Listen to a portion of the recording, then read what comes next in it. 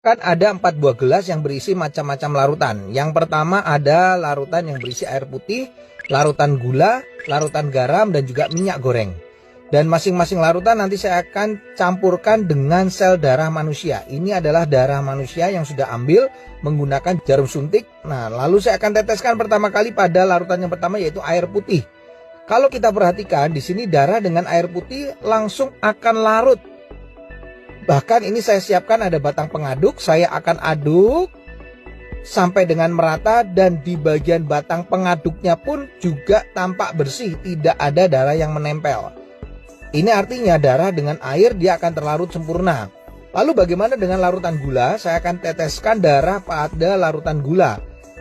Kalau kita bandingkan dengan air putih tadi, pada larutan gula ini sel darahnya tidak akan larut ke bawah, justru dia akan mengendap di bagian atas. Dan akan saya gunakan batang pengaduk. Nah, Anda bisa lihat ini beda sekali. Sel darahnya justru menempel pada batang pengaduk. Ini kenapa? Karena gula itu bersifat perlengketan. Berbeda dengan air putih tadi, batang pengaduknya bersih. Makanya orang kalau kena diabetes, terjadi perlengketan pada darahnya, mengalami rasa haus, kemudian sering buang air kecil, dan akhirnya suka ngemil. Nah, bagaimana dengan orang yang hipertensi? Ini adalah larutan garam. Ini darahnya saya akan teteskan pada larutan garam. Lalu saya akan juga sama masukkan batang pengaduk.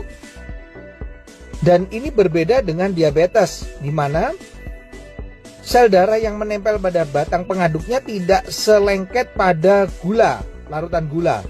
Tapi yang membedakan pada orang darah tinggi atau hipertensi yang terlalu sering makan asin-asin, ini kelihatan sel darah merahnya akan terurai, dia akan rusak, dia akan pecah. Makanya orang darah tinggi bisa mengalami pecah pembuluh darah. Yang terakhir saya akan teteskan darah ini di dalam minyak goreng. Nah, kalau saya teteskan ini langsung bisa terlihat sel darahnya nggak bisa larut, tidak juga ya mengendap di bagian atas, tapi justru menggumpal-gumpal. Ini membuktikan bahwa orang yang tinggi kolesterolnya akan mengakibatkan penggumpalan sel darah. Jadi sel darahnya akan menggumpal-gumpal, dan ini yang bisa menimbulkan penyumbatan pada pembuluh darah.